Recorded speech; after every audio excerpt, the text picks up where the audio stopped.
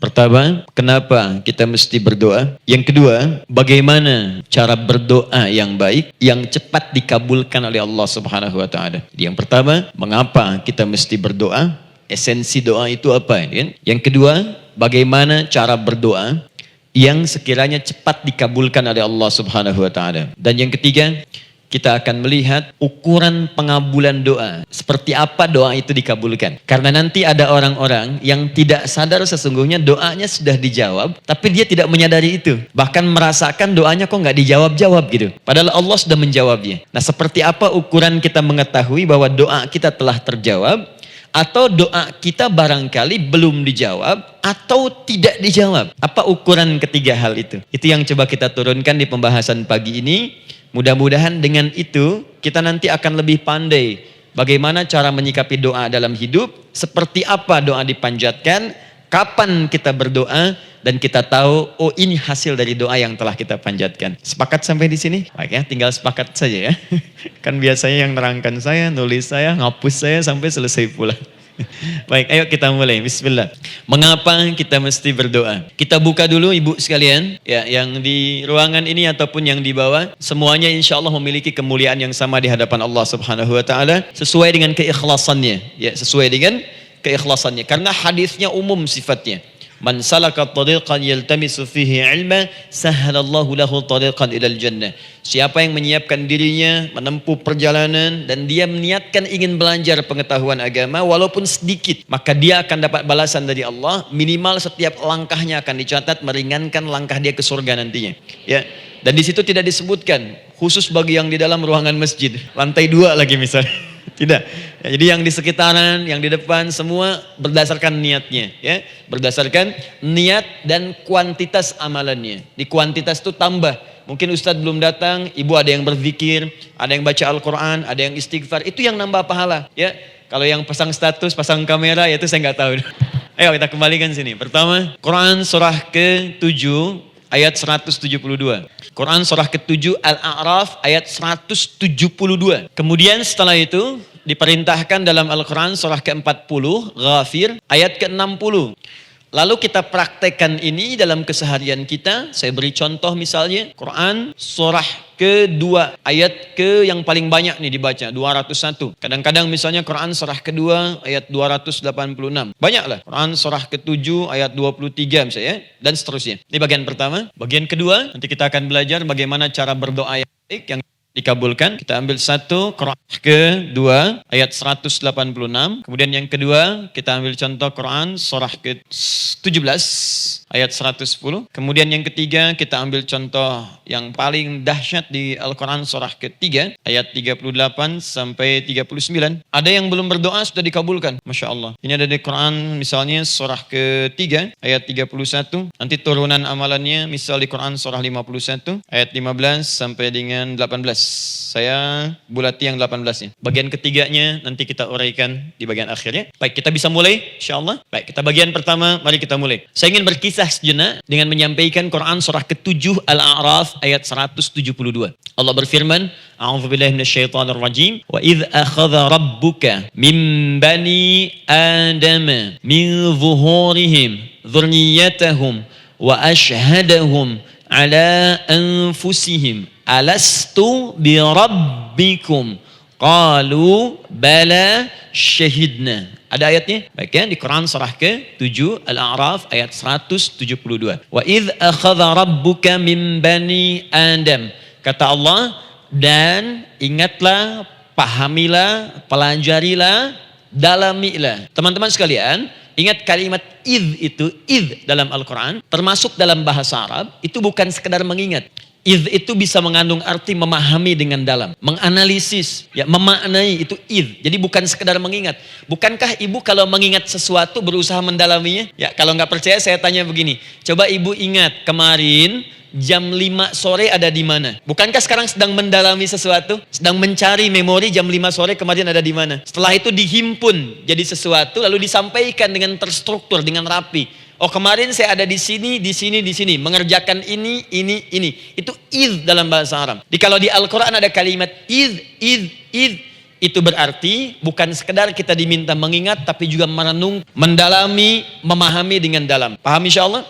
Baik, sekarang perhatikan. Nanti kalau ibu baca Al-Quran, maksud saya, ibu bisa menerjemahkan sendiri dan memahami dengan baik. Ya, misal kalimat idh pertama dalam Al-Quran, misal ditemukan di Quran surah kedua ayat 30. Wa idh qala rabbuka lil malaikati inni ja'ilun fil ardi khalifah. Idh akan ditemukan. Nah sekarang ayat tentang korelasinya dengan doa. Kita buka Quran surah ke-7 tadi ayat 172. Wa idh akhadha rabbuk. Dan pahami ya kata Allah. Renungkan ya. Maknai dengan dalam. Ketika Allah menyampaikan membuat komitmen dengan semua anak cucu Adam tanpa kecuali. Semuanya. Ingat kalau ditemukan kalimat Bani Adam. Bani Adam disebutkan 7 kali dalam Al-Quran. Ya.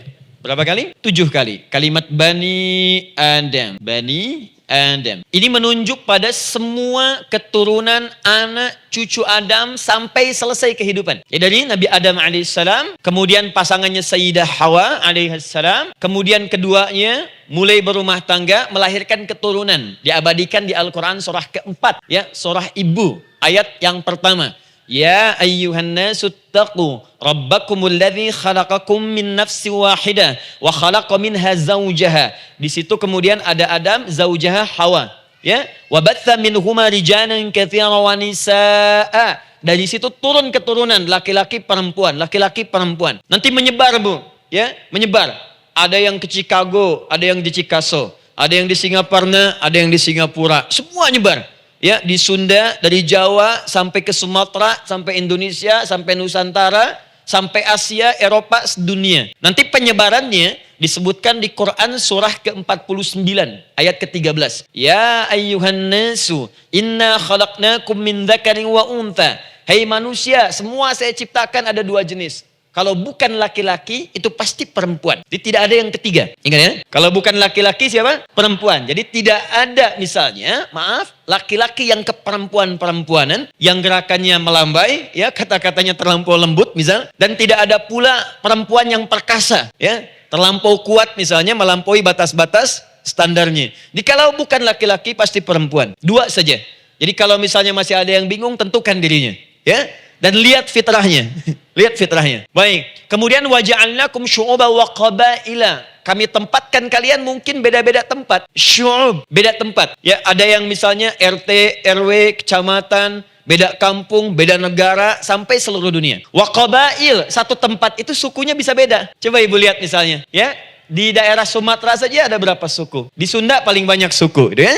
Banyak sekali. Jadi bisa lain-lain. Bisa beda-beda. Nah, lita'arafu, semua saling mengenal, silakan. Nah, ketika semua tadi ditempatkan di semua pelosok dunia, baik laki-laki, perempuan, dari anak keturunan Adam, itu semua anak keturunan Adamnya disebut dengan satu nama saja dalam Al-Quran, yaitu Bani Adam. Jadi kalau kita mau cari keturunan kita, sampai ke asal mula kita, dari kita sekarang, itu semua akan tersambung kepada Adam alaihissalam. Puncaknya akan ke sini. Ya. Dan tidak akan nyasar kemana-mana, Bu. Ya. Ada sebagian manusia, nasabnya tidak ingin Adam, inginnya bergeser, sehingga mengatakan manusia berasal dari monyet katanya. Ya? Ada yang berkata begitu. Ibu sampaikan saja kalau bapak dari monyet, silahkan saja, jangan ngajak-ngajak saya gitu ya. Nah, jadi semua manusia itu pasti akan kembali ke sini, ya, ke Adam alaihissalam. Karena itu saya pernah sampaikan termasuk di sini di hadapan ibu semua. Masih ingat mukjizat pertama Rasulullah sallallahu alaihi wasallam saat lahir ke muka bumi. Ingat, Nabi itu sebelum dilantik menjadi Rasul dalam usia 40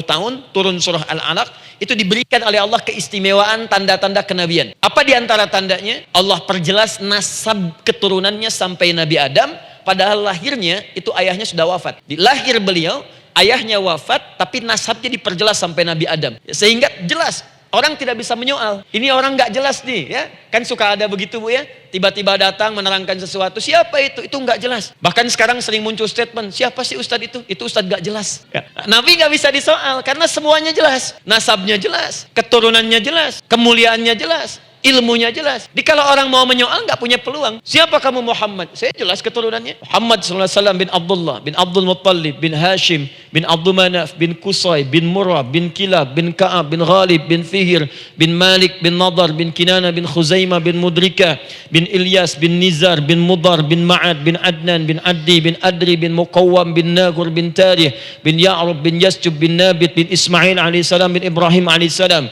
bin Azar atau bin Nakhur, bin Abir, bin Kinan, bin Arfakhshad, bin Sam, bin Nuh alaihissalam, bin Mikhlail, Matushala, bin Kinan, bin Anwas, bin Tith, bin Adam alaihissalam. Coba ulangi. Jelas.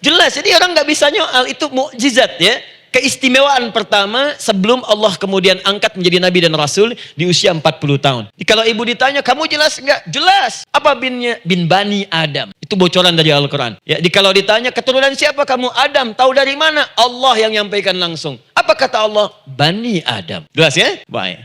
Jadi ini kembali kepada Adam alaihissalam. Nah, semua anak cucu Adam yang saya garis bawahi, sejak mulai terlahir itu sudah ada komitmen dari Allah dengan anak cucu Adam ini sebelum terlahir ke dunia, sejak dalam kandungan. Jadi kalau ibu belajar hadis, misal dulu saya pernah amanahkan kalau ibu mau belajar dasar-dasar, cari kitabnya Imam An-Nawawi yang Al-Arba'in An-Nawawiyah, 42 hadis. Hadis keempat, ya paling kiri sebelah atas di kitabnya, dari Abdullah bin Mas'ud radhiyallahu taala anhu, ya. Qala Nabi sallallahu alaihi wasallam bahwa shadiqul masduq. Nabi SAW pernah menyampaikan sedangkan beliau orang benar dan dibenarkan. Kapan perjanjian ini dibuat? Dalam usia kandungan 4 bulan. Dalam kandungan. Inna ahadakum yujma'u fi batni ummihi. Setiap kalian yang akan terlahir dari anak cucu Adam. Kecuali Adam bu ya. Ingat, kecuali Adam, kecuali Hawa. Karena ini asal mula manusia keduanya. Tapi keturunan Adam dan Hawa akan mengalami proses yang sama. Dikandung dulu ibundanya, kemudian terlahir. Adam tidak dikandung, ingat, Adam tidak ada bapak, Adam tidak ada ibu. Langsung diciptakan wujudnya oleh Allah Subhanahu wa taala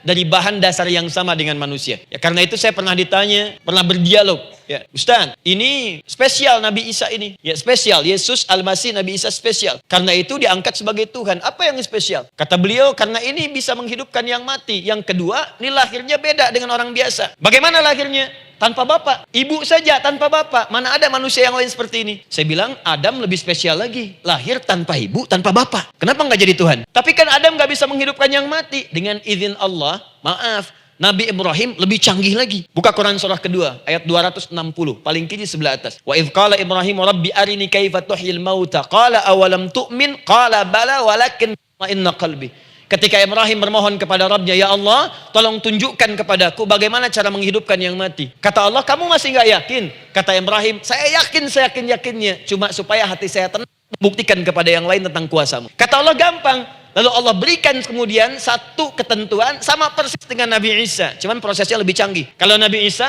tepuk mayatnya, bangun, bicara. Nabi Ibrahim kata Allah, nih ambil burung, potong-potong dulu, dicincang dulu. Sudah dicincang kemudian, mayatnya disimpan, jasadnya di tempat bukit yang berbeda. Kalau sekarang potong burung, simpan di bukit satu, jasad yang kedua simpan di bukit B. Kepalanya simpan di bukit A, ekornya simpan di bukit B, badannya simpan di bukit C. Panggil dengan nama Allah. Thummat uhunna ya'tina kasa'ya. Panggil, bismillah, dengan nama Allah, hidup.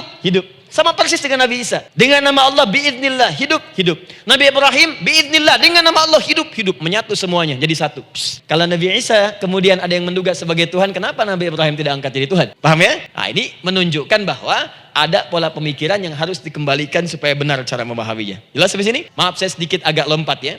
Saya kembalikan kemudian, perhatikan sini. Inna ahadakum yujma'u fi batni ummihi. Karena itu semua anak cucu Adam, beda dengan Adam, akan proses lahirnya dikandung dulu di perut ibundanya. Fokus baik-baik. Arba'ina yauman nutfah, 40 hari pertama baru kemudian proses antara spermatozoa dengan ovum berproses. Thumma yakunu mithla dzalika, kemudian alaqah. 40 hari yang kedua jadi alaqah, zigot yang menempel di dinding rahim. Thumma yakunu mithla dzalika mudghah. 40 hari ketiga berbentuk mudghah, sudah mulai berbentuk daging sekeratan. Ada bentuknya dan usianya sudah 4 bulan, 40 hari ketiga, 120 hari. 120 hari. Tsumma yursalu ilaihil malak, kemudian diutuslah malaikat, fayanfukhu fihi ruh, maka ditiupkan roh ke dalamnya. Jadi ingat, kalau di antara sini, di antara kita ada ibu misalnya yang tengah hamil, tengah mengandung, ingat baik-baik, atau keluarganya, kerabatnya, usia 4 bulan itu roh sudah ditiupkan. Di kandungan sudah ada rohnya. Hati-hati ya. Berapa bulan? 4 bulan. Karena itu nanti ada ayat dalam Al-Quran, Quran surah ke-7 ayat 189. Di posisi ini harus banyak berdoa dan beramal soleh. Ingat ya, berdoa, beramal soleh. Minimal minta kepada Allah. Da'awallaha rabbahuma la in ataitana salihah lanakunanna minasyakirin. Minta banyak kepada Allah, ya Allah jadikan anak saya anak yang soleh. Jadikan anak saya anak yang soleh. Dari usia itu 4 bulan sampai ke atas menjelang lahiran. Nanti diiringi oleh amal soleh kedua orang tuanya. Ini sudah penelitian dokter muslim, khususnya di Asia Tenggara. Saya diskusi dengan seorang dokter muslim. Ternyata ada korelasi amal soleh yang dikerjakan kedua orang tua, ayah dan bunda atau calon ayah dan bunda, kepada anak yang sedang dikandung, yang belum dilahirkan. Jadi kalau orang tuanya rajin baca Al-Quran, itu berpengaruh ke anak, Bu. Dan penelitian terkini itu mempercepat anak itu menjadi seorang penghafal Quran ketika lahir. Ya, pernah satu kali dibacakan Al-Quran, posisi janin itu berubah, seperti sujud gitu. Itu penelitian sudah di MRI waktu itu dilihat ya, kelihatan. Jadi ada korelasi antara kesolehan orang tua dengan kesolehan anak yang sedang dikandung. Hati-hati ya. Tapi yang penting diketahui adalah dalam usia kandungan 4 bulan itu disebutkanlah isyarat di Quran surah ke-7 ayat 172 terjadi perjanjian komitmen dengan Allah Subhanahu wa taala. Apa perjanjiannya? Wa idz akhadha rabbuka min bani adama min zuhurihim dzurriyyatahum wa asyhadahum ala anfusihim. Lihat perjanjiannya, saya fokus di kalimat ini, alastu bi rabbikum. Apakah engkau akan berkomitmen saat ini bersaksi? Karena kalimatnya bersaksi. Wa asyhadahum, dan mereka bersyahadat, bersaksi, komitmen. Di komitmennya menggunakan kata syahadat di sini. Karena itu nanti setiap bayi yang sudah terlahir dari rahim ibu manapun itu berada dalam keadaan suci karena sudah bersyahadat dalam perut ibundanya. Masih ingat hadis ini? Kullu mauludin yuladu 'alal fitrah. Setiap yang terlahir dari rahim perempuan manapun itu membawa fitrah. Apa di antara fitrah yang dimaksudkan itu? Fitrah keislaman, fitrah mengakui Allah sebagai Tuhan. Itu nanti ada di Quran surah ke-30 ayat ke-30, paling kanan sebelah atas. Quran surah 30 ayat 30. Fa'aqim wajhaka lid-dini hanifa. Hei setiap manusia, fa'aqim wajhaka, hadapkan, pasrahkan, arahkan dirimu sepenuhnya. Lid-dini, pada ketentuan ad-din, hanifa, dengan lurus. Di setiap manusia itu punya fitrah untuk beragama, punya kecenderungan untuk mencari Tuhan. Silahkan ibu cek, manusia manapun yang pernah hidup itu pasti akan mencari Tuhan. Silahkan. Karena itu Allah beri jalan, begini cara mencarinya. Fitratallahi allati fataran nasa 'alaiha, itulah fitrah manusia yang telah Allah berikan pada dirinya bahkan sebelum dia terlahir. Di antara fitrah manusia ada kecenderungan untuk mencari Tuhan, ada kecenderungan untuk mendekat kepada Allah. Bahasa Qurannya din, lid-dini hanifa. Apa itu din? Itulah Islam. Quran surah ke-3 ayat 19. Inna dina indallahil Islam. Karena itu silakan cek, semua orang itu pasti akan mencari Tuhan. Setiap manusia. Ada yang melihat kayaknya ada di hewan, kayaknya ada di pohon, kayaknya ada di alam, kayaknya ada di patung, kayaknya ada di... mencari dia. Terus Allah beri jalan. Kalau kamu ingin mencari yang benar, din yang dimaksud Islam, diberikanlah tuntunan dalam Islam. Jelas sampai sini? Baik. Karena itulah kemudian setiap bayi yang terlahir itu disebut oleh Nabi dia suci, dia bersih karena telah membawa risalah Islam dalam dirinya. Hanya sayang nanti fa'abawahu yuhawidanihi au yunassaranihi au yumajjisanihi. Lingkungan nanti akan merubah dia keluar dari fitrahnya. Bisa dipengaruhi, tiba-tiba berubah misalnya keyakinan. Bisa karena kejadian tertentu dia jauh dari Allah Subhanahu wa taala. Dia muslim, cuman karena kondisi tertentu, pekerjaan menjauhkan dia dari Allah, lupa sholat. Telenovela menjauhkan dia dari Al-Quran. WhatsApp, Facebook, media sosial melupakan dia dari ibadah. Coba ibu, kalau online setiap hari berapa kali dengan media sosial? Ganti status. Online dengan Allah berapa kali dalam sehari? Coba hitung. Online dengan Allah yang paling maksimal kan sholat fardu 5 kali. Kalau 1 kali 5 menit kali 5 cuma 25 menit. 25 menit online dengan Allah. Berapa menit online dengan media sosial yang tidak nyata? Dan cita-cita masuk surga. Ayo sini. Saya belum selesai. Jadi yang pertama, dalam perjanjian 4 bulan ini, pertama ada komitmen bersyahadat menuhankan Allah. Tapi yang kedua, ini yang dahsyat. Perhatikan kalimatnya, fokus. Saat Allah memperkenalkan dirinya dalam kandungan kita, usia 4 bulan itu, dengan nama apa Allah memperkenalkan dirinya? Coba lihat ayatnya. Alastu bi rabbikum, dengan nama Rabb. Wa idh akhadha rabbuka min bani adama dzurriyyatahum. Awas, wa asyhadahum ala anfusihim. Alastu bi rabbikum, dengan nama Rabb. Rabb. Nah, ibu sekalian, kata Rabb ini itu berasal dari kata ar-rububiyah. Ar-rububiyah yang berarti sifat merawat, memberikan semua kebutuhan. Saya ulang ya. Merawat, memberikan semua kebutuhan. Sudah. Menyayangi, memaafkan, mengasihi, mengampuni. Masya Allah. Merawat, memenuhi sebuah kebutuhan, menyayangi, memaafkan, mengampuni. Jadi semua hal yang terkait dengan perhatian ada pada kalimat Rabb. Sifatnya disebut dengan rububiyah. Zat yang memperhatikannya disebut dengan Rabb namanya. Rabbun. Baik. Pelan-pelan. Seakan-akan Allah ingin berkata begini. Hei, engkau buat perjanjian dengan saya sekarang. Engkau bersaksi, saya sebagai Tuhan, siap bersaksi, menuhankan saya. Nanti ketika kamu lahir, apapun yang kamu butuhkan dalam kehidupan, aku akan berikan. Kamu akan saya rawat. Kalau sakit, kamu saya sembuhkan. Minta sesuatu yang kamu butuhkan, saya akan berikan. Kamu butuh sesuatu, saya akan hadir. Kamu salah minta maaf, saya maafkan. Kamu dosa minta ampun istighfar, saya ampuni. Kamu ingin sesuatu yang lebih baik, saya berikan. Pokoknya semua yang kamu inginkan selama engkau butuhkan itu baik, aku berikan. Kira-kira, maaf Bu ya, maaf sekali. Kalau ada yang nawarkan pada ibu, mau nggak ikut saya? Nanti sebuah kebutuhannya saya berikan. Kalau sakit, saya berikan jaminan kesembuhannya. Kalau butuh sesuatu, saya berikan. Kalau ingin ini itu selama butuh, saya sampaikan. Kira-kira, ibu nolak atau ikut? Baik. Ikutnya mikir dulu atau tidak? Tidak. Jangankan yang tinggi-tinggi Bu ya. Suami aja nawarkan, mah mau gak ikut papa? Papa nanti kasih handphone S10. Sama gelang gak pak? Ikut ya. Dan tanpa pikir. Dalam bahasa Arab, sesuatu yang disetujui tanpa difikirkan lagi, itu disebut bala namanya. Bala, sekali saja. Sekali, ya tidak dua kali.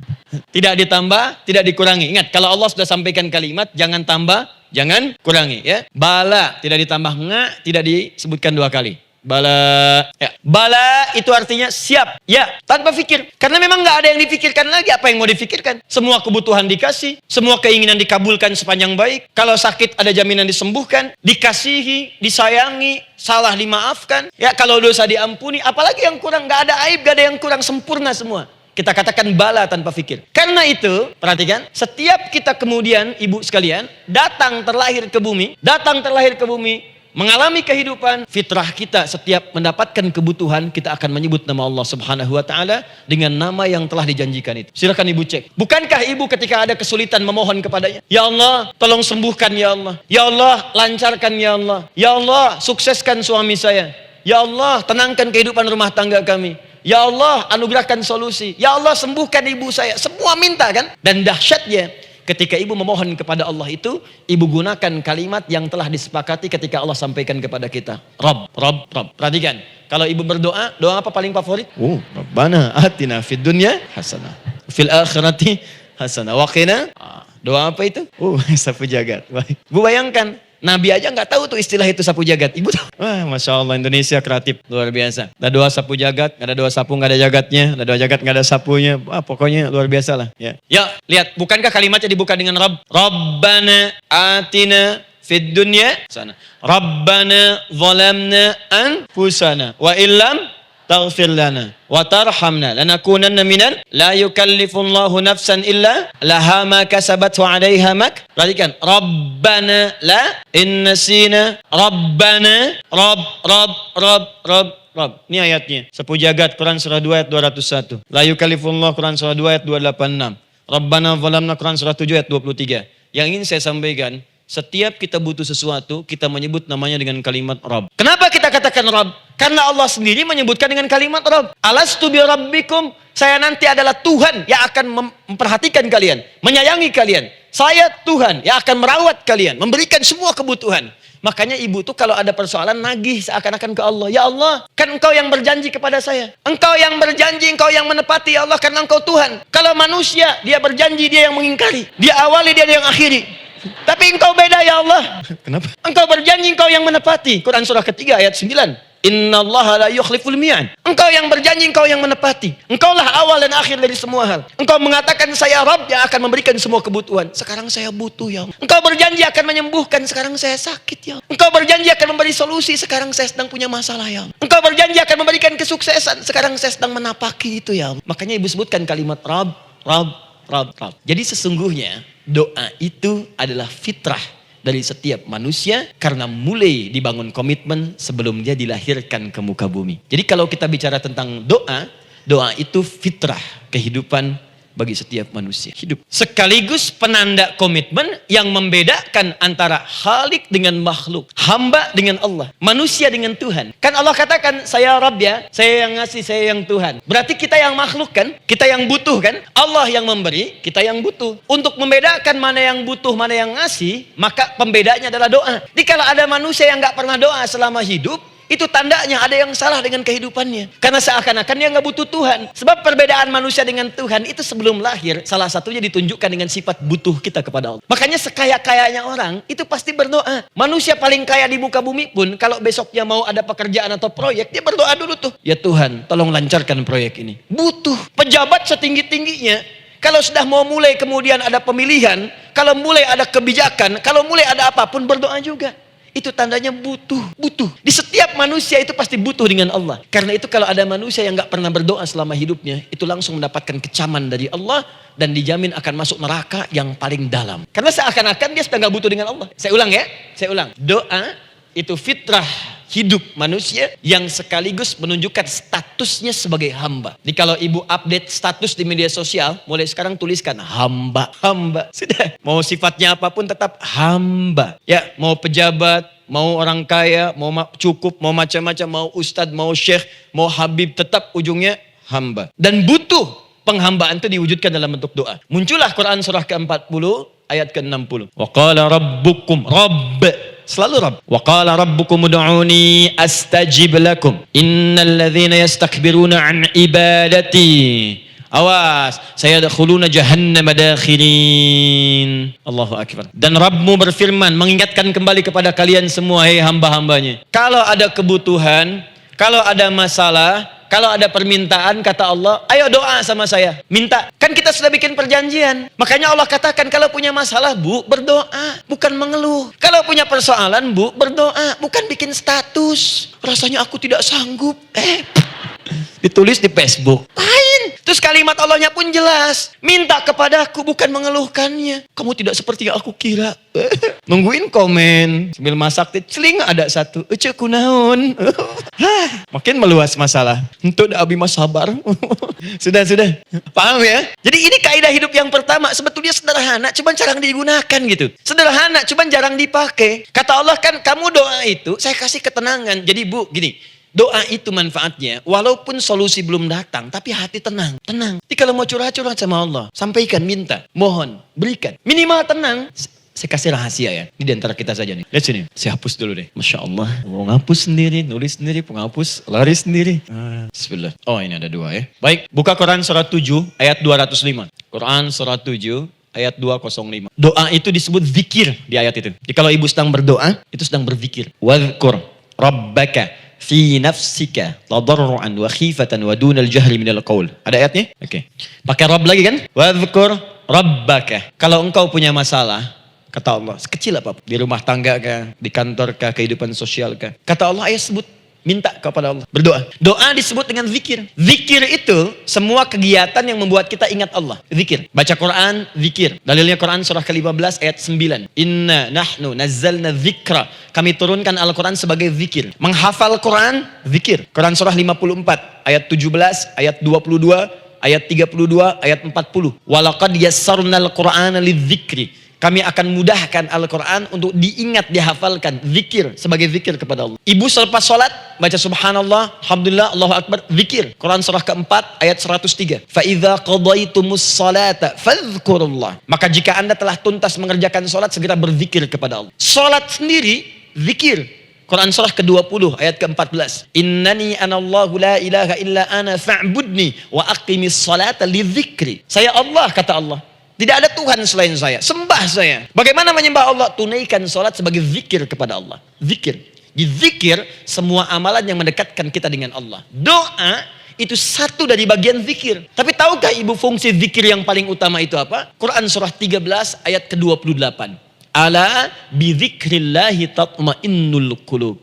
Yakinkan pada dirimu, kalau zikirmu benar kepada Allah, maka dia akan berdampak kepada hati menjadi lebih tenang. Zikir itu, manfaat pertamanya membuat hati tenang, Bu. Tadi saya contohkan, baca Al-Quran, zikir kan. Jadi kalau ibu sedang tidak tenang, sedang gelisah, ada masalah, Daripada mengeluh sana sini, wudu, bu, wudu. Ambil mushaf, baca. Saat baca itu mungkin solusi belum datang, tapi hati itu lebih tenang. Kaitan dengan bahasan kita, doa, minta, doa. Jadi kalau orang punya masalah itu kalau berdoa, walaupun solusinya belum datang, walaupun kemudian jawabannya belum tiba, minimal hati ibu tuh tenang. Ini dia, kan surah 13 ayat 28. Rumus ini pakai, gunakan dalam hidup. Karena yang tahu kehidupan kita itu Allah yang menciptakan kita. Yang tahu pesawat, yang bikin pesawat. Yang tahu handphone, yang bikin handphone. Yang tahu mikrofon, yang bikin mic-nya. Yang tahu kita, yang menciptakan kita. Ikutilah petunjuk Allah yang menciptakan kita, maka akan langsung terasa manfaatnya. Ibu tidak percaya, silahkan lakukan. Rasakan bedanya, bedakan rasanya, dan pasti akan terasa bedanya. Akan lain. Doa. Tapi ingat yang paling penting kata Allah, doa itu bukan sekedar penting permohonannya, tapi menunjukkan status kita sebagai hamba di hadapan Allah Subhanahu wa taala. Jadi kalau ada orang selama hidup tidak pernah berdoa, artinya dia mengingkari status dia sebagai hamba di hadapan Allah Subhanahu wa taala. Mau menyejajarkan diri dengan Tuhan. Kan yang tidak pernah meminta itu Tuhan. Allah yang memberikan. Kalau manusia beda pasti minta. Artinya kalau ada manusia nggak pernah minta, seakan-akan bahasa halusnya, kamu ini ngaku jadi Tuhan. Saya tempatkan kau di neraka jahanam yang paling bawah. Jahanam itu bu, belum masuk saja sudah terasa. Buka ibu Quran surah misalnya ke-40 Ghafir. Ya. Ayat 45 sampai dengan 47-nya. Sebelumnya lagi, lihat Quran surah ke-8, ayat ke-50. Itu penghuni neraka bu, yang bukan jahanam saja. Penghuni neraka, itu kalau mau meninggal, itu dipukulin dulu malaikat. Depan belakangnya. Ayo, kamu keluar. Lama amat keluarnya rohnya katanya. Takut, karena nggak punya bekal. Kan maaf ya, kaidah mengatakan orang nggak punya bekal itu takut pulang. Apalagi orang merasa salah. Anak ibu berbuat kesalahan, mau pulang takut kan? Takut. Jadi kalau ada anak takut pulang, salah dia. Salah. Kemana anak nggak pulang-pulang? Pasti ada yang salah karena nggak berani pulang. Jangankan salah, nggak punya bekal saja, malu pulang. Lihat ibu waktu Ramadan usai, mau mudik Idul Fitri. Kan pada mudik kan? Kenapa mau mudik dan senang mudik? Karena punya bekal bu. Dikumpul-kumpulkan tuh selama 11 bulan. Untuk 1 bulan saja. Itu pun paling berapa hari. Kumpulin. Terus telepon keluarga, insya Allah aku pulang hari ini. Wah senang semuanya. Padahal mudiknya cuma pakai motor bu. Motornya bebek, bekalnya singa. Serius saya, motor bebek bekal singa. Ada kardus belakangnya, tulisin. Terus tambah pelepah pisang buat begini. Belakangnya ditulisin, aku pulang sayang. Jalan, mudik. Terus yang di rumah kan senang nerimanya. Kenapa? Karena ada yang pulang dan bawa bekal. Saya pernah tanya pada seseorang, kenapa anda gak mudik? Gak ada bekal Ustadz, gak ada bekal, malu pulang. Kebayang gak saat pulang menghadap Allah gak punya bekal? Malu pulang, apalagi punya banyak salah. Jadi gak mau keluar rohnya.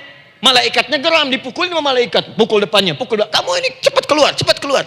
Keluar. Malu pulang. Tapi kalau punya bekal enak. Dan yang nyambut langsung malaikat. Bahkan nanti ada satu amalan saat dikerjakan. Itu orang ini sudah masuk surga, tapi semua malaikat di semua pintu surga yang 8 itu datang mengunjungi dia mengucapkan selamat. Itu ada di Quran surah 13 ayat 24. Salamun alaikum bima sabartum fa ni'ma uqbaddar. Selamat ya saat di dunia sabar mencari bekal, dan ini bekal terbaik yang kamu dapatkan. Silahkan nikmati surga yang kamu rindukan itu. Ini nikmatnya tempat yang pernah nanti kamu kunjungi dan tinggal abadi di situ. Yang nyambut malaikat, bayangkan semua malaikat bu, semua malaikat dari pintu surga datang nyambut dia. Wah masya Allah, ada malaikat Jibril, Israfil, malaikat maut. Maaf ya, dicabut kemarin. Biasa. Selamat. Dunia aja kalau ada yang nyambut senang kan? Rumah dicat, datang, sambut depan rumah. Semua hidangan ada. Oh Masya Allah. Bahkan yang tidak ada jadi ada. Luarnya kongwan, dalamnya rangginang gitu kan. Wah, muncul semua. Paham ya? Jadi ini bagian pertama. Jadi kita katakan kenapa manusia mesti berdoa. Jawabannya karena manusia itu hamba. Dan doa itu adalah fitrah, bagian dari kehidupan. Kenapa manusia mesti berdoa? Karena ada komitmen dari Allah. Setiap dia mendapatkan sebuah persoalan, maka Allah akan jawab dan berikan jawaban dari semua persoalannya. Jalan mendapatkan jawaban itu adalah doa. Kenapa manusia mesti berdoa? Karena dia butuh dengan Allah. Dan puncaknya, kenapa dia mesti berdoa? Karena Allah ingin membahagiakan kehidupan dunianya sebelum sampai keabadiannya di akhirat. Jadi ketika kita berdoa, sebetulnya kebaikan untuk kita karena Allah ingin kita bahagia, ingin mudah hidupnya. Jadi kalau ada orang nggak berdoa, sesungguhnya dia sedang menyulitkan diri sendiri dalam kehidupan dunianya sampai ke akhirat. Jelas sampai di sini? Masya Allah. Alhamdulillah. Baik, kalau sudah paham, saya hapus ini. Kita masuk bagian yang kedua. Hapus lagi. Sub Muslimah edisi ke-15. 15 kali datang sendiri, ngilangin sendiri, nulis sendiri, ngapus sendiri. Tinggal lihat, catat, masuk surga. Insya Allah. Alhamdulillah. Baik. Baik, sudah? Alhamdulillah. Saya ingin setiap pembahasan kita dipahami ya. Saya tidak menyukai kalau datang melihat tapi nggak paham gitu. Ya, dengar tapi nggak paham. Saya tidak ingin satupun keluar dari sini kecuali paham. Ya, ibu paham? Paham Ustaz. Pak De pamit ya, silahkan. Apa yang Ibu pahami? Doa. Dah. Nah, sekarang masuk bagian kedua. Bismillah. Kalau sudah mengerti yang tadi, persoalannya adalah bagaimana cara kita memohon kepada Allah. Itu dia. Bagaimana cara kita meminta? Kata Allah, kamu kalau punya masalah, minta. Ya Allah, caranya bagaimana? Karena sesuatu yang dikerjakan tanpa ilmu dan tidak tahu caranya, itu bisa keliru. Hidup itu menyembah Allah tidak cukup dengan iman, Bu. Mesti pakai ilmu. Iman saja sekalipun kuat tanpa ilmu, itu bisa salah. Kuat ingin mendekat kepada Allah. Ya Allah, aku ingin ibadah, Kuat. Saya punya kawan dulu di pesantren, tahun kedua, dia sudah berubah. Ya, tadinya orang tuanya melihat anaknya, Masya Allah, tiba-tiba ada perubahan, senang ibadah, Bu. Malam-malam dia bangun, ini kisah nyata, saya alami sendiri. Masya Allah, saya senang sekali. Kita saling doakan, dia bangun malam tahajud. Bangun jam 2, Anda bayangkan. Yang sebelumnya menjelang subuh atau apa. Ini malam Jumat lagi, malam libur. Malam libur biasanya santri itu kebanyakan ada yang keluar, ada yang main, ada yang macam-macam. Ini dia malam tahajud. Jam 2 bangun. Saya bahagia sekali. Udah bangun, sholat, selesai. Cuman pas waktu mau subuh, kok saya lihat tidur.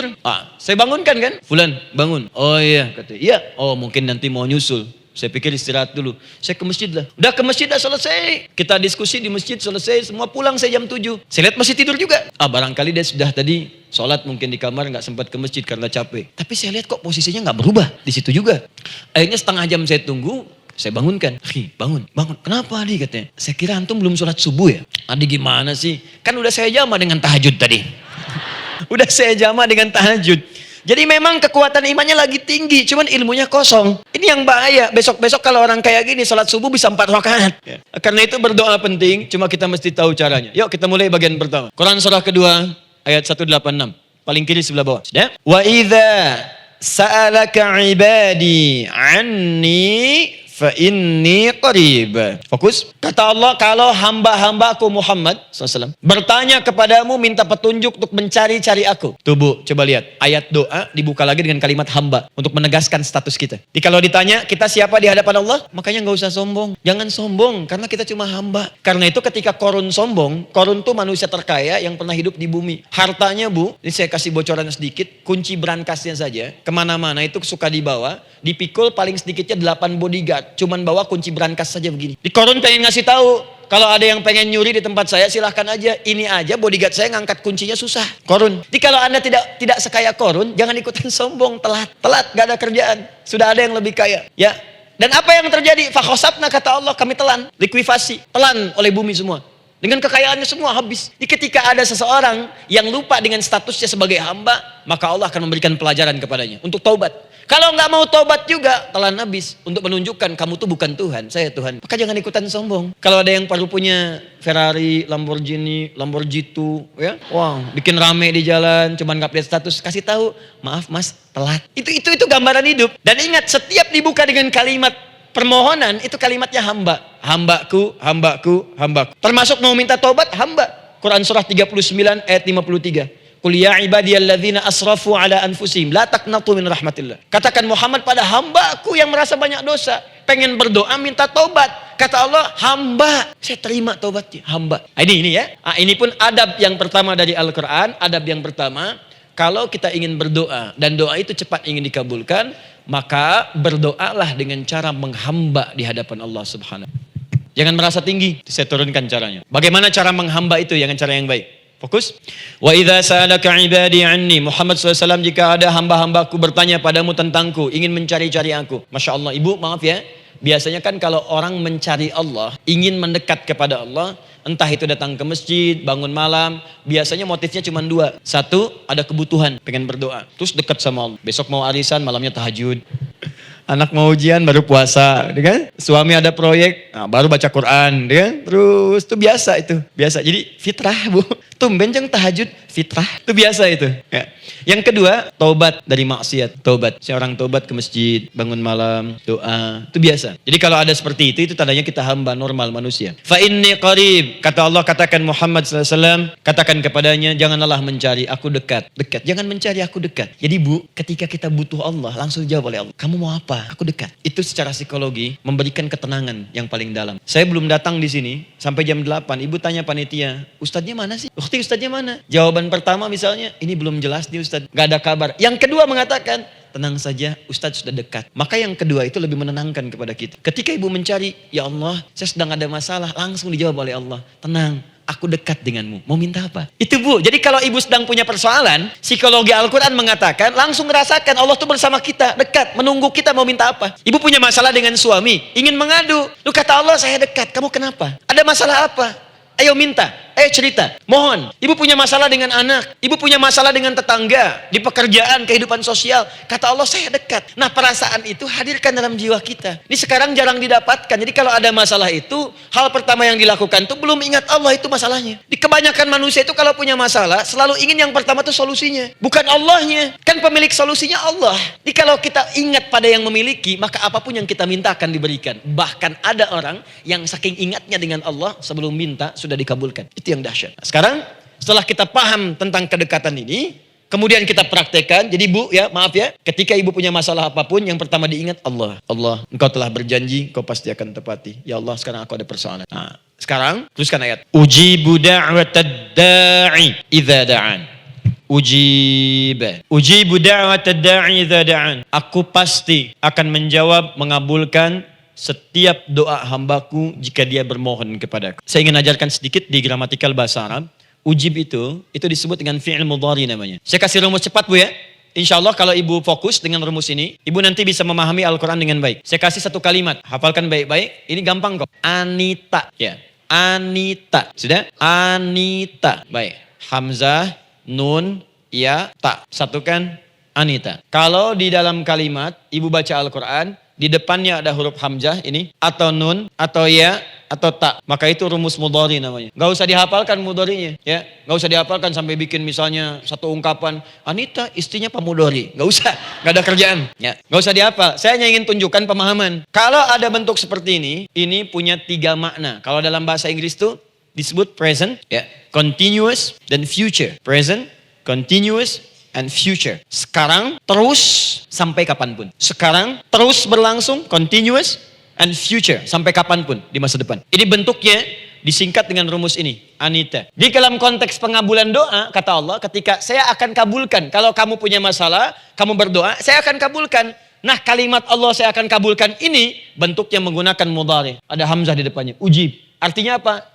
Kalau ibu sekarang berdoa, saya akan kabulkan. Terus kamu berdoa, saya akan jawab. Nanti pun punya masalah di masa depan, kamu berdoa, saya jawab juga. Jadi artinya, tidak ada doa yang sia-sia. Semua doa, ingat, sepanjang kita butuhkan, pasti Allah berikan. Doa itu, sepanjang kita butuhkan, pasti akan dijawab. Nanti kapan dijawabnya, seperti apa jawabannya, nanti bagian ketiga. Kadang-kadang minta sekarang, dijawabnya nanti. Minta sekarang, dijawab sekarang. Ada yang mintanya A, dijawabnya B, itu yang paling dahsyat. Jadi kalau saya tanya, kalau kita berdoa dijawab tidak oleh Allah, itu janji Allah. Setiap orang berdoa pasti dijawab. Nah, hanya persoalannya seperti apa doa yang cepat dijawab itu? Apakah semua doa langsung dijawab seketika? Akankah mendapat jaminan langsung dijawab? Ternyata kalimat dijawab ini diikat dengan syarat ketentuan berlaku. Apa di antara syarat dan ketentuannya ini? Teruskan ayat.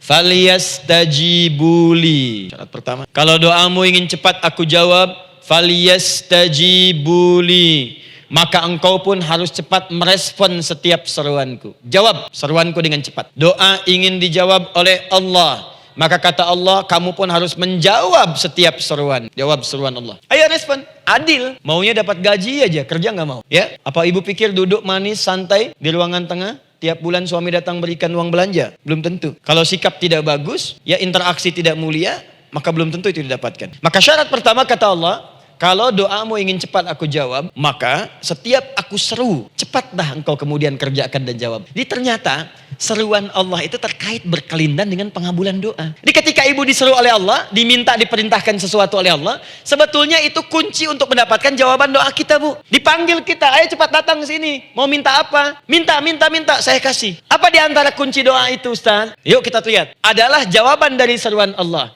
Apa di antara seruan Allah itu? Saya beri contoh satu misalnya. Allah perintahkan kita untuk sholat. Bahkan diseru, diingatkan 5 kali dalam sehari. Sholat. Bukankah kita diseru, Bu? Dipanggil 5 kali sehari untuk sholat? Allahu Akbar, Allahu Akbar. Ya? Diingatkan kan? Ayo, ingat Allah, ingat Allah, ingat Allah, ingat Allah. Allah Maha Agung, Maha Besar semuanya. Dan seterusnya. Perhatikan baik-baik. Apa tujuan Allah menyeru kita dalam sholat? Ternyata bukan ingin memberikan beban ruku dan sujud. Bukan sujudnya yang penting. Karena semua makhluk tidak sujud pun tidak akan menurunkan status Allah sebagai Tuhan. Allah tetap Allah. Gak ada ruginya. Yang rugi kita. Ternyata ketika disuruh sujud, disuruh ruku itu, Ternyata yang ditunggu itu bukan ruku sujudnya. Allah nunggu punya masalah apa, mau minta apa. Karena itu dalam ilmu fikih, ibu buka semua kitab fikih. Salat itu secara bahasa disebut dengan doa. Nama lain dari doa adalah salat. As-salatu hiya doa. Salat adalah doa. Karena itu semua bacaan dalam salat doa semua. Coba lihat. Baru takbir Allahu Akbar, doa iftitah. Al-Fatihah doa, Bu. Jangan dikira Al-Fatihah nggak ada doanya. Nih, nanti saya berikan cepat ya. Ini highlight dulu. Dalam salat itu ada 4 keadaan. Ingat ini baik-baik. Nanti Ibu manfaatkan minimal zuhur lakukan. Ada berapa keadaan? 4. Ada 4 posisi, 4 keadaan dalam salat. Yang kalau ibu berdoa benar, meminta di situ dengan benar, itu seketika akan dikabulkan. Seketika. 1, saat berdiri. 2, saat ruku'. 3, saat sujud. 4, sesaat sebelum salam. Berdiri, ruku', sujud, sesaat sebelum salam. Baik. Sebelum saya bahas lebih jauh, saya ingin sampaikan dulu. Jadi ternyata ketika kita diminta oleh Allah menunaikan sholat, itulah cara kita memohon, Bu. Itulah waktu kita meminta. Dan dahsyatnya dalam sehari itu 5 kali ditungguin, Bu. Mana ada manusia di muka bumi ini buka pintu rumahnya 5 kali sehari. Cuma untuk memberikan apa yang dibutuhkan. Sesoleh-solehnya Ustadz, gak ada yang mengatakan, ayo 5 kali sehari datang aja ke rumah saya. Kalau butuh apa-apa ambil. Butuh kulkas, ambil kulkasnya. Butuh TV, ambil. Gak ada begitu. Allah itu maha baiknya 5 kali sehari dipanggil. Dari subuh sampai zuhur. Kita bangun tidur aja, punya masalah nggak? Ayo minta, disuruh sholat 2 rakaat. Dan sholatnya nggak usah banyak-banyak, 2 rakaat aja dulu supaya nggak ada beban. Itu pun kadang-kadang masih lupa berapa rakaat kita sholat. Ayo sujud, disuruh minta, punya masalah nggak? Terus dari subuh sampai ke siang dipanggil lagi, punya masalah lagi nggak? Disuruh zuhur 4 rakaat. Karena waktunya cukup panjang, suruh 4. Ayo minta. Ada masalah apa? Minta sujud kita. Minta mohon. Dari zuhur ke asar, ditanya lagi, ada masalah nggak? Panggil lagi. Ke maghrib sampai ke isya sebelum tidur. Supaya tidurmu enak, masalah nggak ada, tenang, nikmat, nyaman istirahatnya. Ada masalah nggak? Disuruh sholat lagi. Jadi kalau orang paham sholat itu kunci kebahagiaan, dia akan senang menunaikan sholat. Makanya ketika ibu bertanya, kenapa saya sholat? Dijawab oleh muadzin, hayya 'alas shalah. Ayo sholat. Kenapa sih sholat? Hayya 'alal falah. Yuk bahagia, ayo tenang, yuk dapatkan apa yang kamu inginkan. Falah. Jadi kalau orang paham sholat itu menyelesaikan persoalan, tentu orang akan berbondong-bondong semangat untuk menunaikan sholat. Cuman sayang segelintir orang itu menilai sholat sebagai beban. Jadi sebagai kewajiban beban saja, makanya sholatnya nggak nikmat. Korok tadi duhur, ayeuna asar deui. Ya bagaimana doanya bisa dijawab? Anda datang pada orang, tapi datangnya dengan marah-marah, datangnya dengan mencelanya. Ya bagaimana dia bisa memberikan kebutuhan Anda? Anda datang pada Allah dengan niat yang tidak ikhlas. Setelah itu kemudian menggunjingkannya, bagaimana bisa dijawab? Tuntutan tinggi, tapi datang tidak membawa prestasi, ya bagaimana bisa diberi? Catat tuh, bikin status. Paham ya? Nah ini bagian pertama. Jadi cara pertama, respon kata Allah, seruan Allah. Rumus pertama sholat. Nah sekarang saya ajarkan lagi. Ini belum selesai nih, Bu. Ini panjang bahasannya nih. Sampai jam berapa kita? 10 ya? Oh, banyak. Oh, mau sampai jam 5 silahkan, saya jam 10 selesai. Ya. Lihat sini, oke, saya punya sekitaran 1 jam kurang ke depan. Saya ingin terangkan sedetil-detilnya gitu ya. Dan saya hanya menyampaikan isi Al-Quran. Quran, hadis. Sekarang ingat, Ustadz saya sekarang paham. Sholat berarti kunci untuk menyelesaikan masalah. Di sholat saya akan memohon. Sekarang Ustadz, bagaimana cara saya merespon sholat? Kan kata Allah, saya menyeru, respon gitu kan. Kita dipanggil sholat nih. Allahu Akbar, dipanggil. Bagaimana cara meresponnya? Sebelum minta. Awas, ibu ingin datang mengajukan proposal. Datang kepada wali kota. Datang kepada gubernur. Datang kepada presiden. Datang kepada menteri sebelumnya. Bukankah ibu mempersiapkan diri? Penampilan ditata, proposal dibagus-bagusin gitu kan. Yang paling hebat itu kadang-kadang malam-malam latihan depan cermin. Bapak wali kota yang saya hormati. Lihat semuanya tuh. Dan yang paling luar biasa, maaf ya, janjian jam 7 dengan Pak Wali Kota, datang jam 6 ke Balai Kota. Sekarang ibu punya janji dengan Allah. Janji itu sudah diketahui sebelum pertemuannya. Kalau tidak percaya, 5 waktu ini ibu sudah hafal, Bu. Ya, bahkan disuruh ngapalin oleh Allah. Buka Quran surah ke-4, surah ibu, surah mama, An-Nisa. Ayat 103, Quran surah 4 ayat 103. Fa idza qadaytumus salata fadhkurullaha qiyaman wa qu'udan wa 'ala junubikum. Fa idza tma'nantum fa aqimus shalah. Lihat ujung ayatnya. Innas salata kanat 'alal mu'minina kitaban mawquta. Sungguh semua waktu salat itu telah ditetapkan waktunya bagi orang beriman. Itu terjemahan biasa. Kalau terjemahkan pakai ilmu balaghah, sungguh orang beriman itu hafal waktu-waktu salat. Tahu waktunya. Apalagi kalau di waktu itu ibu punya kepentingan, pasti hafal. Kalau ibu benar memprioritaskan salat dan menilai salat sebagai solusi hidup, menilai sholat sebagai kebutuhan, ibu pasti akan hafalkan itu, Bu. Nih ya, ibu dapat bagian arisan nih, bulan ini misalnya. Dan memang bagian jatah ibu, demi Allah saya katakan, sebulan sebelumnya ibu sudah hafal tanggalnya kapan. Bahkan di kalender tuh diwarnain. Papa, bagian mama nanti bulan ini. Dicatat semua, di tempat siapa, jam berapa, datang dengan penuh keceriaan dan kebanggaan. Luar biasa. Hanya untuk urusan dunia, yang itu habis gitu. Jika dia tidak meninggalkan ibu, ibu yang meninggalkan dia duluan. Sekarang 5 kali sehari, semua diberikan. Bahkan lebih daripada dunia dan seisinya. Harusnya sih wajarnya dihafalkan waktunya, dan ibu hafal. Ayo, subuh jam berapa sekarang? Lihat sini, bukan ke atas. Ditutup tuh. Tuh, sana tuh. Subuh jam berapa? Ayo ngelihat ke sana, 4:43. Zuhur jam berapa? Tuh. Asar, maghrib, isya. Itu kan kunci ibadah. Dan kunci ijabah, kunci ibadah, kunci ijabah. Di situ ada pengabulannya. Ini gimana mau minta, waktu permintaannya aja nggak hafal. Gimana mau bermohon, datangnya aja telat. Karena itu, bagaimana cara merespon seruan Allah? Diaturlah di Quran surah kedua ayat 152. Paling kanan sebelah bawah. Quran surah kedua ayat 152. Ibu masih ingat? Bukankah sholat disebut sebagai zikir? Masih ingat? Ya, di surah ke-20 ayat 14. Wa aqimis sholata lidzikri, tunaikan sholat sebagai zikir kepadaku. Sekarang lihat ya.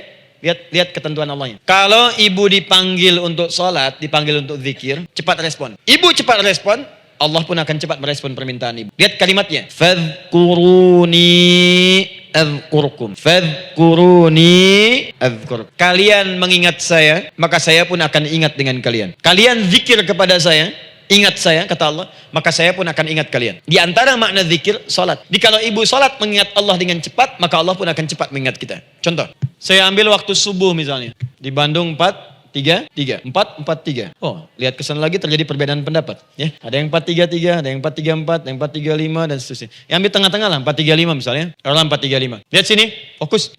Allahu Akbar, Allahu Akbar. 4-3-5. Dipanggil salat, diseru. Kan tadi rumusnya di Quran surah 2 ayat 186. Faliyastajibuli. Kalau diseru cepat jawab, gitu kan? Terus diseru 4-3-5 adzan. Allahu Akbar, Allahu Akbar.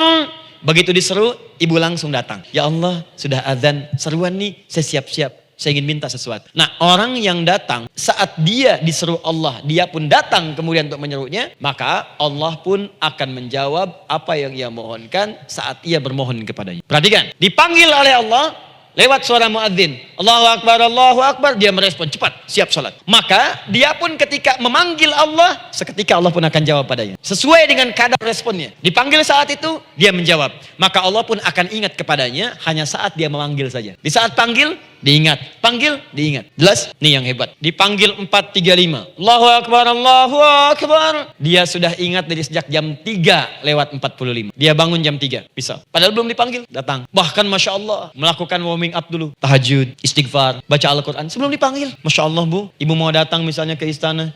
Janjian jam 7, datang jam 6. Di situ ibu kerjakan yang baik-baik dulu. Wah, lihat. Terus kelihatan CCTV kan. Wah, ini orang bagus banget nih. Mulia, bagus. Sampah diambilin, disapu.